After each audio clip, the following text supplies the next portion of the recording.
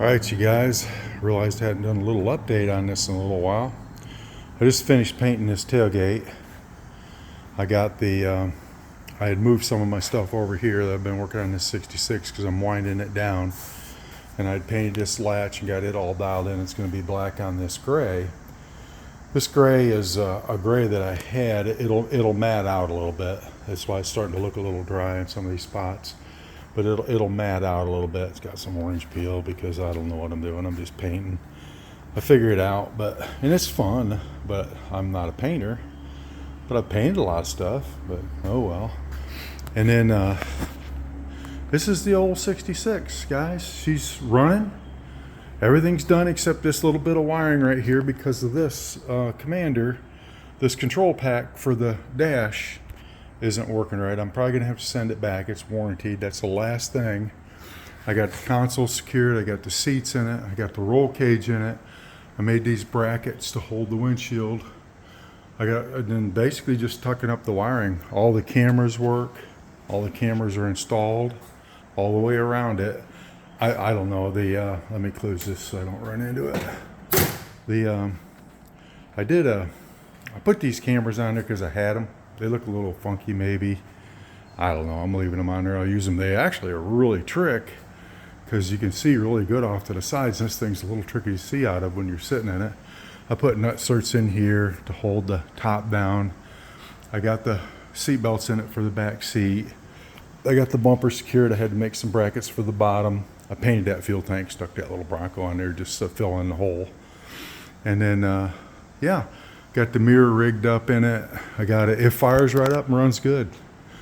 I got a little bit of tuning left with it. It's got to learn a little bit more. Runs cool. Doesn't leak. I had a tiny oil leak, but I think it was a little bit of a loose either valve cover or oil pan because I had snugged them a little bit. They kind of settled. And then, but everything else is good. No other leaks. Fires up and runs good. I'll get a video later of it running and driving around. Again, the only thing I really have left is the wiring here and the wiring along here and the wiring under the dash. And I'm leaving that a little bit because I still have some stuff. Move this stool out of the way. I still have some stuff to hook up and also to verify. And then I've got, like I said, I got that tailgate. I'll put it back together after it dries. Probably put it back on tomorrow. And then I just finished painting it, and I got to put away my hose. And then I've got come out here just for a second. I've got the top to it right here, but I need some rubber gaskets, and I might paint that top the same color as the tailgate. I want to see how that matches because that's actually the color of the 74, and it's paint that I had. So yeah, we'll see. It's close, but again, this paint job here is something they put on there. This thing's going to get a lot of use. It has a little scratch here. It's got some cracking that's happening, so I'm not that worried about it. That's why I wasn't worried about sticking a camera on it. This is a 66. It's the original tub, and I think the fenders are fresh, but the hood, the tub, everything, dash is all original to the vehicle, the frame and all that stuff. Like I said, I built brackets down here to hold the bumper. I got everything. It's got fuel in it. It's got just everything. It's all working. It's all functional vehicle. The clutch is adjusted out nice. That deal I said, the brakes are unbelievable.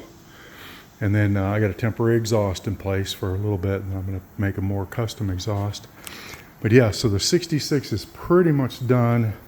And then I've got some parts here that I'm going to put on the 72 F100, which I'm going to segue into here in a minute, and see if I can get it moving, because my goal is to rapidly get this 66 finished enough where I can move it over to my other garage bays out of the way. I've got up in that garage there in the end, there's a window over there. You can't see it, but there's a 69 Bronco in there. And then eventually that'll be going back to the owner. I just helped them out with it a little bit. That's how I got the roll cage and the seats for the 66. And then I'll put the 66 in that bay. That'll free this up for the old 72 here. And I got to get it in there. I'm going to put it on the dollies and roll it in there. I've got some stuff I got to do, some running around, some traveling to do. It's going to delay me a little bit longer. 4th of July is coming. But yeah, this little beast is going to go in there next. I got to make a dump run. I got some junk, just ignore that. And I'm moving some trailers around because I was mowing. But I want to get this all set because we got the variance in place with the county for the building here, 40 by 42. And then 1st of August we go sit and see if they award me the variance to put that building in there. And I thought there'd be, you know, with 4 acres here, there'd be enough room to stick a building there, but you got to have a variance. I guess there's some boundaries there that, I don't know, I guess these originally were 4 2-acre lots, and these are 2 acres put together to make 4, and I think that created a boundary that has to have a variance for the boundary, which is okay. Hopefully it's not any big deal. I had to post a sign down at the end of the driveway, and then I got to wait till 1st of August, and you got to go through all the hoops for the county, which is good. That way people aren't building all kinds of crazy stuff. But in the meantime, I wanted badly to get on the old 56 because that was next in the queue after this 66 was on her feet. I don't have this insured or tagged yet, but I may, just so I can play with it a little bit and get it tuned in and get it dialed the rest of the way in. And then, but I just don't have it right now because I got, you know, Broncos like crazy. So, you know, I didn't need it as a vehicle to drive around. I just needed it to be finished. So if I ever wanted to sell it, I could sell it or whatever. I got the center console locked down. I got everything working. It's out of gear. I could probably start it, but I don't usually, a stick, I don't start unless I'm sitting behind the controls in case I accidentally left it in gear or did something stupid, because these don't have neutral safety switches like an automatic.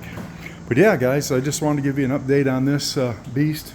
Pretty cool. It's a viable vehicle now. It can be tagged and driven. I drove it up and down the driveway and then down this little road behind the house where I could get it up to maybe 30, 40 miles an hour. And man, perfect, smooth, dead on the money. I mean, just perfect. The way I set up the rear ends with the pinion angles and the shims under the springs, and then the way I set up the front end with the C bushings for the front end and the toe end and all that, because everything's brand new. The entire suspension, I know you guys probably seen in past videos, all the steering, everything, drive shafts are redone, everything's brand new. It's a little frustrating that control box is showing no data link to this, and it kicks into demo mode. I'm gonna have to call them. It has to have a warranty, a lifetime warranty. It is brand new, and I know I hooked it up right because I got one same system as 74, and I just played around and hooked the tack up. You got to put a diode in it to run the tack, because otherwise the ECU on these Edelbrocks will not let the vehicle shut off because it gets feedback through this. A little weird, so you put a little diode in there. But the biggest thing with it is I know how to hook them up because I've done a bunch. So I don't think I did anything wrong, but I'll call them and they may have some suggestions that I might have done something wrong. There's no telling, you know, it doesn't mean because you've done it a bunch of times that you know what you're doing. But yeah, back to this little gate. She's drying out. It's got a little bit of a sheen to it. Even though this is what's called a hot rod flat, if it stays like that, it's okay because it's got a little shine on that one, where the 74 is a flatter paint. And it's the same company, same brand. I don't know, maybe, I don't know. They come out pretty. I like that color, especially black and gray is really nice, but I like that color. And as you guys can see, a little red over here. I might paint the 56 that color because it's going to have a red leather interior. And so, and in that way, other than, I'd have black and gray fleet. The only thing with the 56, of course, you guys can see it, is you're going to have a bit more chrome, you know, chrome wheels and just more bling, because this will be a fancier vehicle. But yeah, I might play around a little bit. My only problem is I probably don't have my settings right because of the orange peel. It might level out a little more. I might have to add a little more reducer to get it to flow better. It's 80 something degrees right now, so if it's ever going to flow, it'd be now. Might set too quick, but this particular paint only is a 4-to-1. It only has a hardener and the paint. So you mix it 4-to-1. I only mixed up probably, if you have a cup of coffee, size of a cup of coffee, probably not even the size of a cup of coffee, painted this whole thing 2 coats. So for $100 for a quart of it, it was pretty cheap, and it's okay. I mean, it's working. I primered it, DA'd it. It made me mad because it fell over, got a ding in it, but I don't care. That's on the bottom. That's going to go on here along with the other dings, and that's going to, again, these vehicles are going to be in the woods. They're not going to be show quality. Now, if that was going on the 56 or something, I'd have to Bondo it or pull it out or something. If I was really going to make it nice, I'd replace it and sell that to somebody to Bondo it or pull it out if I was going to get stupid with it. But yeah, so this is where we are with the 56. It's a little humid, you guys. Let me wipe that off.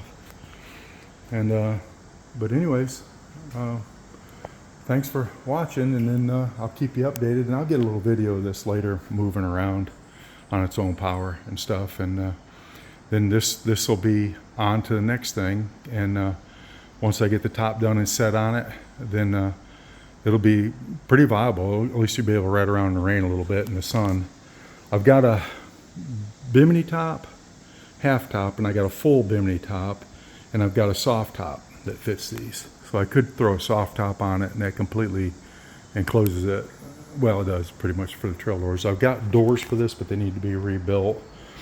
And my concept with this was something I would use in the summer. So I could just put a bimini top on it and run it, but I don't want to leave that hard top laying out there just cooking and just being exposed to the weather. So I'll probably put it back on here. That way it's not sitting out there exposed. It'll be under in shelter. Because it's a hard top. You know, you want to keep it nice, but I got to get some rubber. I'm ordering that now to seal it up to the windshield and to the body. But all right, you guys, pretty cool. It's kind of neat to get this far and have it be a viable vehicle. See you later. Thanks. Bye.